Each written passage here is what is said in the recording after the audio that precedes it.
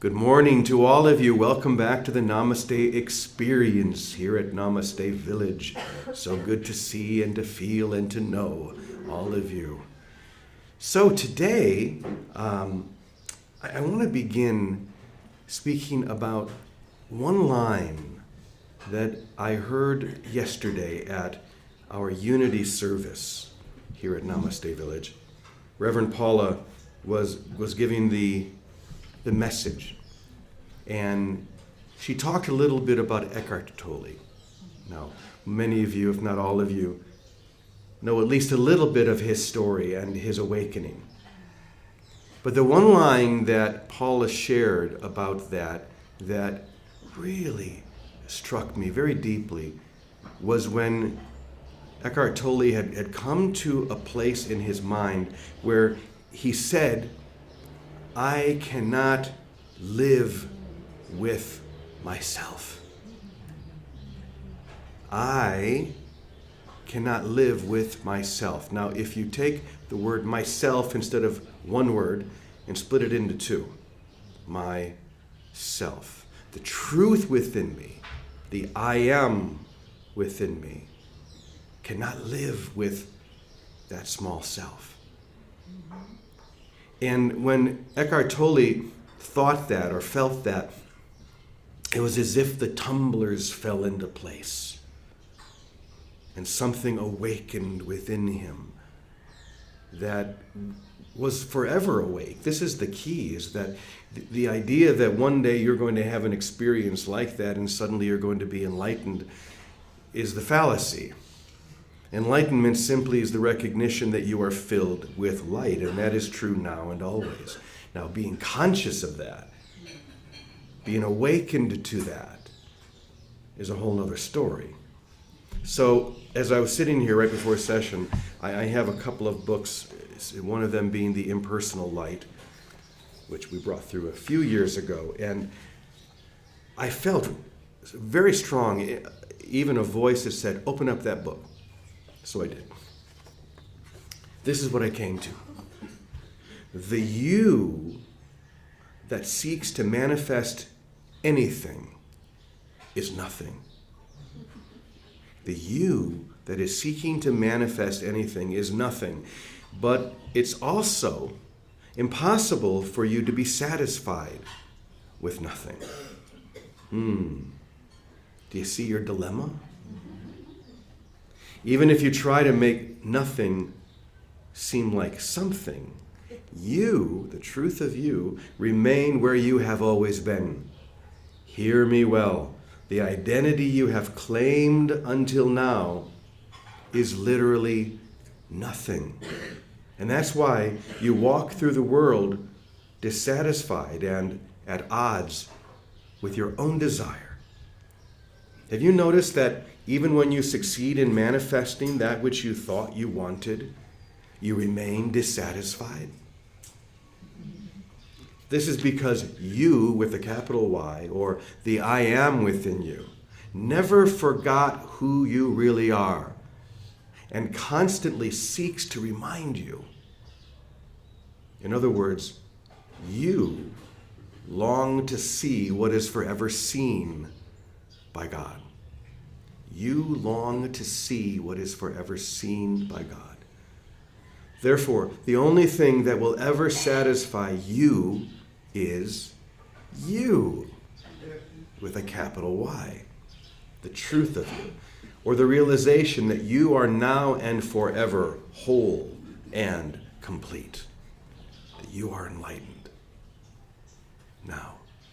But until then, until that experience and that awakening occurs, you're not going to be able to deal ultimately with you, with yourself. That was that beautiful line from Eckhart Tolle. I cannot live with myself. And when we come to that place, even when coming to that place, that realization can often be very traumatic. This is where the opening occurs. I remember hearing a story about a man he was a doctor, and many things suddenly turned upside down for him. His wife left, took his 2 sons, moved out of state. He was alone. And he came to the point, even though he was a very successful doctor, he was in charge of an emergency room at a very major hospital. He decided that he was going to end his life.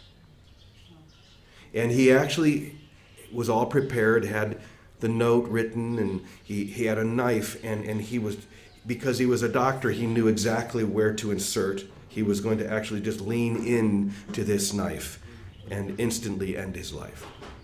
And he was ready. He had the right angle, the knife was set. And just before he did this, he heard a voice. And the voice said, "Go for a walk." Okay. I guess I could do that before I take this step. All right. So he went for a walk. I don't know how long the walk was, but he came back and didn't really feel better, didn't feel different. So once again, prepared for this step and was about to lean into the knife once again, and he heard the voice say, "Take another walk." And he did. By the time he returned from the second walk, he felt something had shifted enough so that he thought, well, I won't take this step tonight. I can always take it at a later time, but I won't do it tonight. Well, sometime later, it might have been the next day, I'm not sure, he went into the hospital, and he walked into his emergency room, and it was filled with people, and the other doctors and nurses were taking care of people. And apparently there was a boy, I think he was around 15. He had been on the soccer field, and in the midst of the play collapsed and fainted. They didn't know why, but his mother brought him to the emergency room just to check. And of course, the nurses who were taking care of him were not overly concerned. This was a young, healthy, strong boy, young man. Rod walked into this, not room, but this area where the boy was and the nurses, and he heard the voice again. This time, the voice told him he's having a heart attack. The boy is having a heart attack. Well, even this man in this moment thought, this is a 15-year-old boy, he's healthy. But he just felt something rush within him. So he immediately told the nurse, go get this test and immediately get this. And everyone's looking at him like, why in the world do you want us to order an EKG? I mean, it's a 15-year-old boy. He said, do it now. Stat. And they did. As soon as they had him hooked up, oh my God, he is in the midst of a major, massive heart attack. And they immediately took action, rushed him to where he needed to be, and saved the boy. And this began to happen over and over again. The voice of the Christ, as he recognized it, that came to him in the moment when he realized, I cannot live with myself. There's something that is bigger than this. I need to find that, or at least I need to let it find me. So that's an incredible story. I've never forgotten it. And so I thought it might be nice to introduce that man to you today. Our dear friend, Dr. Rod. Rod, I hope I did justice to that story. Is there anything you would like to add to it? Rod, are you there? Are you muted, perhaps?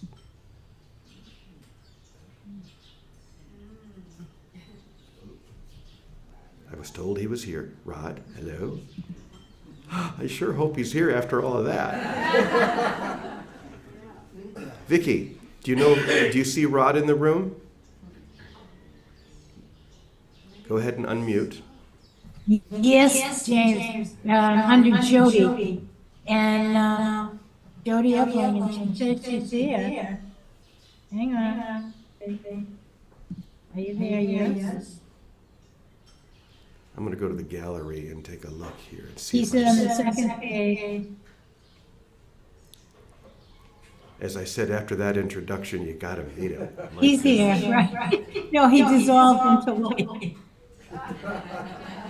What did you say? He's what? Okay, Jody asked you to please unmute her. Unmute. I don't think I can. Can't they unmute themselves? Where is Jody? Let me see. On the second page. Oh, here's Rod calling me. Okay. Yes, Rod, can you unmute Jody's phone? No, they can't unmute. Okay, I just asked Hey, wait, them. now, can you hear us now? Can you FaceTime me? Yes, we can. We can hear you now, Jody. Oh, good, okay. So are you able to turn your camera on? Oh, good, I'll turn off. I got a really big nose. Do you have Rod on? I have on the phone. Yes. Yeah, he's here. Okay. So, yes, if you're able, can you turn your camera on? Can you turn your camera on? I thought you were unmuted. Oh, there we go. Actually, I don't know if I'm hearing you in front. Vicky, why don't you just turn off your phone? That way, when I hear her, I'll know it's her. So I sent you a message saying unmute, but I don't see you now. Have you disappeared? Well, Vicky, while we're waiting for her and for Dr. Rod, why don't you go ahead and share your perspective of. But I saw them on Zoom, and I sent them a thing saying to unmute. So apparently, they don't have a lot of power in it unmute. Okay, so why don't you turn off your camera and he can just speak to us, and you can just put the phone up to the microphone. Okay.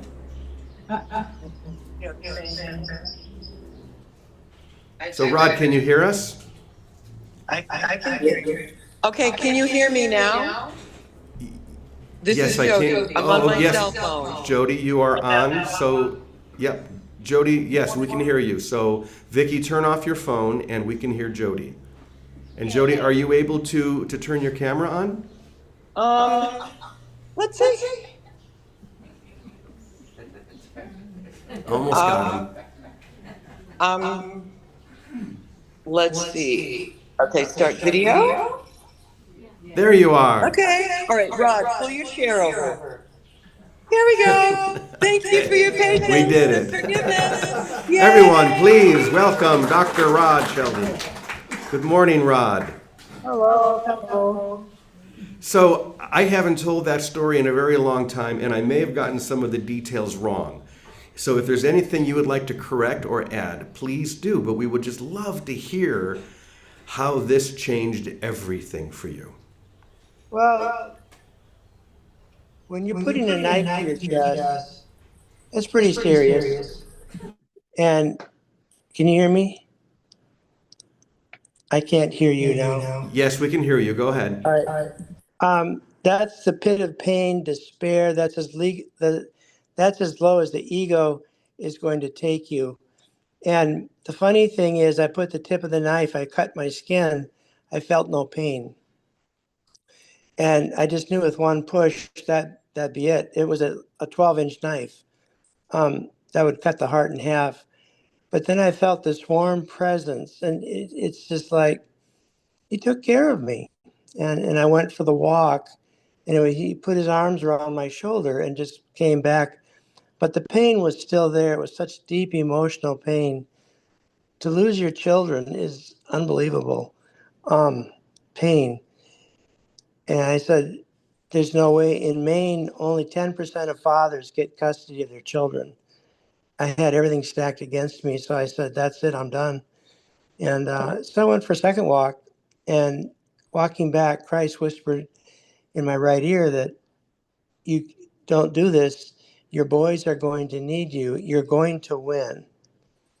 And right there, the burden of pain was lifted, and I saw how beautiful the sky was and how beautiful the world was, and I smiled.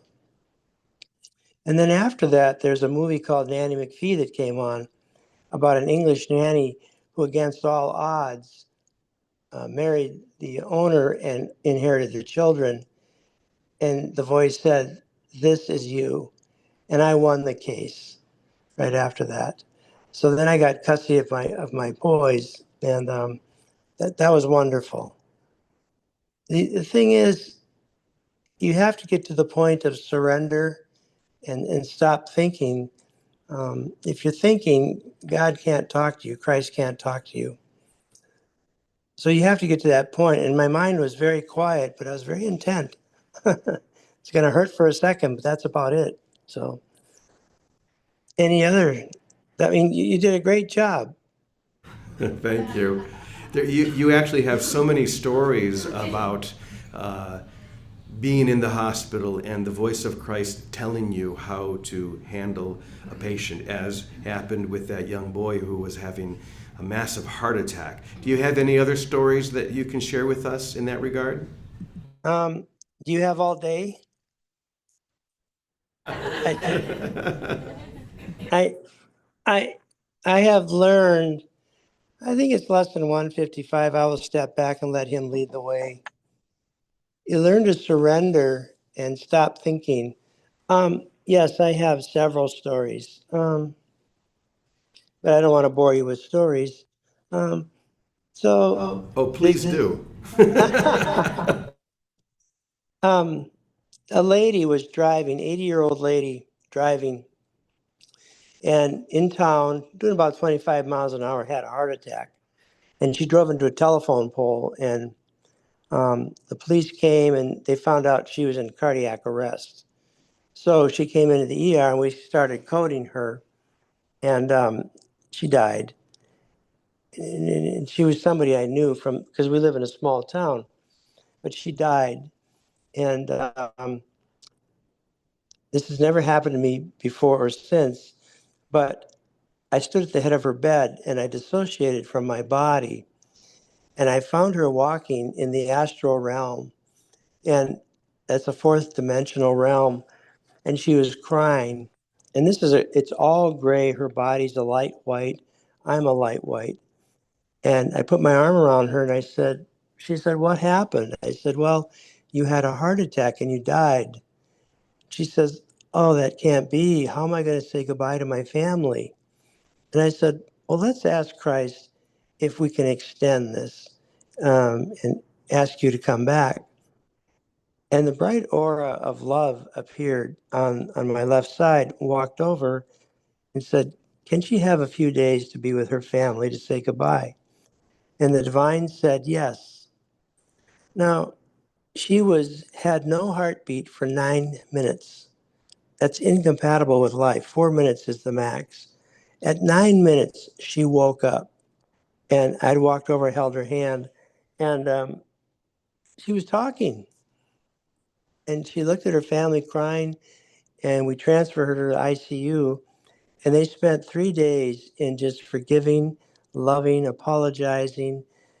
The divine was with all of them, and all the hurt and pain that families suffer was all erased. And she said to the family, "I'm done now. I need to go." And on the third day, she died. And she died in perfect peace and harmony, and the family was joyful. But I got to be a part of that process. It's learning to trust and be quiet and ask. Miracles happen. That was a miracle. So there's tremendous healing for everybody. Um, there was a man. This is that came in. The doctor called me and told me that the guy had colonoscopy the day before, and this morning he woke up and he fell down. He says he's just dehydrated. Give him a liter of fluids, tank him up, send him home. Oh, no big deal, right? So I gave him a liter of fluids, and his blood pressure went up, and I cycled the machine to go every minute because I just didn't feel right. So his blood pressure was 70, which is incredibly low. He went up to 110, and I smiled. I said, "Oh, great, I'm going to move on with my day." But then the next blood pressure was 100. The next pressure was 90. The next pressure is 80. And I said, something is seriously wrong here. And Christ said, look in his eyes. So I did, and I pulled down the lower eyelid, and it was sheet white. That means your blood count is less than 5, which is incompatible with life. So everybody's looking at me like, what's going on? And I ordered a stat trauma CT scan. And I said, we're going to run through the hospital with this patient. And we did. It's just like on TV. It was very exciting. We got in the CT, we scanned him, and I said, run back to the ER and get two IVs established.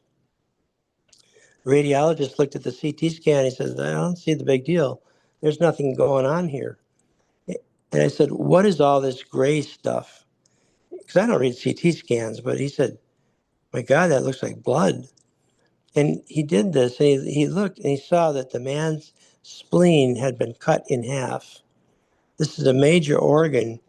And when that gets cut, you got about half an hour of time. And we're now 15 minutes behind. So he was literally bleeding to death, and the blood was going into his abdomen. So we ran back to the ER, and I called the trauma surgeon and said, can you do an emergency splenectomy right now? And I was guided by all of this. The thing about Christ, he made everything work. The trauma surgeon was already doing a throat surgery on somebody. Another surgeon's patient's canceled. She said, I'll take over on this patient. The trauma surgeon came, took the man's spleen out. We gave him blood, and he lived.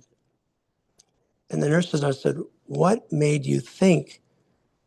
You looked in his eyes, and next thing you know, you're a madman running down the hall with all of us, and we don't have a clue what's going on. But when you learn to hear that voice, you trust it empirically. It's not, I tell you something, it's a knowing, it's a oneness. And it's just like, okay, I'm going to go and go with this. It saved his life. So I have lots of stories. Yeah. You sure do. And those few stories tell us so much. As you said, the voice of Christ is always with us. The voice of love is always with us. If we would but be still and listen and believe and follow. So The biggest thing is stop thinking. Did you hear that? we sure did. Stop thinking. Take 3 breaths. Stop thinking. You have to create a pause for God to talk. If you're talking nonstop, I can't get a word in edgewise. But you have to stop, and then you're going to get instruction. It's like, this is really weird, but you learn to trust it, and God comes in and does miracles for you, and you get comfortable with that. You get very comfortable with it, and pretty soon, with time, it's like, God, where are my car keys? Or God, should I buy this, or should I choose this career? Help me with this relationship. And it's always love that comes. But it's so important that here's the problem. Take a step back, create a pause, and let God talk. So here's another story, since you like stories. I'm in the ER. I'm supposed to stay in the ER and not leave.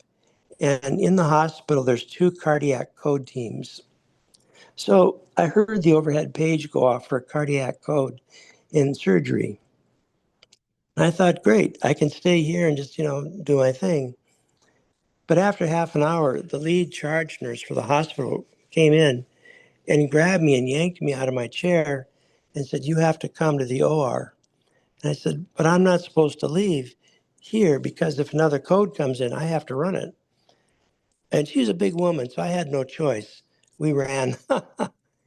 The two cardiac teams tried for half an hour to save this woman's life, and they gave up. They tried every trick. Nothing worked.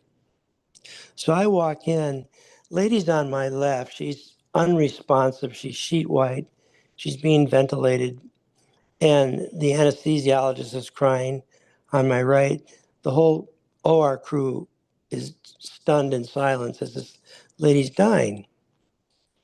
And I stopped and I took that pause and I thought, what are we missing? And Christ very clearly told me what the problem was. She was over medicated with a drug and was having an allergic reaction to it. And that caused her heart to malfunction. So he told me to give her an antidote, basically bicarbonate, baking soda. So here I am, completely not following cardiac code protocol. And I told Justin, I said, Justin, give this lady 2 amps of bicarb. And he looked at me like, what? You're not going to shock her? That's the protocol. But they'd been shocking her for half an hour. So I gave her the bicarb, and immediately the allergic reaction stopped. Her heart changed into a completely different heart rhythm that's not shockable. And then once I saw the heart rhythm, I said, oh, I knew the second antidote to give her, and I gave her that. And in both those times, Christ said, give her bicarb, and then the second one, give her labetalol. Very clear. And within minutes, she was in normal sinus rhythm. And I asked the nurse, I said, is that a perfusing rhythm? But it didn't matter. She immediately woke up and started moving and talking. And people were stunned.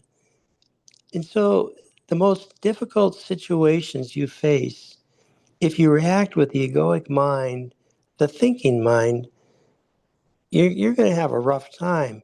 You really have to let go and trust and say, Father, what do I need to do? Brother Christ, help me. However you want to connect with the divine, that's what you do. And then you will be guided. And then once you're guided, you say, okay. And I've got 20 people thinking, this guy's whacked. He's an idiot, right? And I'm used to it. I just shrug it off now, but, and it works. Then they're amazed. Rod, thank you so much. These are such incredible stories. As you said, we could go on and on and on, but we've come to the closing of our talk, and we feel so blessed to have had you back. You and Jody both have been here to Namaste Village. We hope that you will come back and share with us, do a whole retreat just telling stories. Oh yeah, and the title of your book is what, Rod? Well, my first book is When God Calls, Say Yes. And I just rewrote it completely. And I took chapters out. And the second book, if you can hear me, is called When the Unreality of Death. Yes. A physician's experience. And I'm talking about all the people that have died on me and how I helped them transition to home. So that's halfway done. That's beautiful. Rod and Jody, both of you, thank you so much. You're welcome. This has been just such a gift to all of us. And Thank you. it's just, it doesn't matter if it's me hearing the voice saying, hey, open up this book and I'm going to have a message for you, or the amazing stories that you've told us. It's all the same. It's the exact same lesson. Stop thinking. Yeah. Listen. Vicki, why don't you take about 30 seconds and close us up? Thank you, Jim. Thank you, Rod and Jody. Just thank you so much for living the message. I've known Jody and Rod for many, many years. And Rod, I tell you, as our dear brother, has before that time and continues to this day to live that message. And it's so simple. That voice of who we are is ready to speak and guide and love us right where we are. All we have to do is step aside with our thinking. It's so simple, but to do it is everything. To do it is heaven on earth. Thank you, Rod. Thank you, Jody. I love you all. Thank you, Jimmy. Thank you, everybody. Thank you, Jimmy. Thank you, Bye. Jody. Thank you so much, Rod. And once again, the book that you can get is When God Calls, Say Yes. It's a wonderful Yes. book. Yes. And you said that the second book is not out yet. You're working on it. It's halfway done. Okay, we'll be watching for that. Yeah. In the meantime, we say together, Amen, Amen, Amen, y punto. Many blessings to you all. Have an amazing day. Goodbye, Rod. Bye-bye. Goodbye, Vicky. Goodbye, everyone. Have a great day.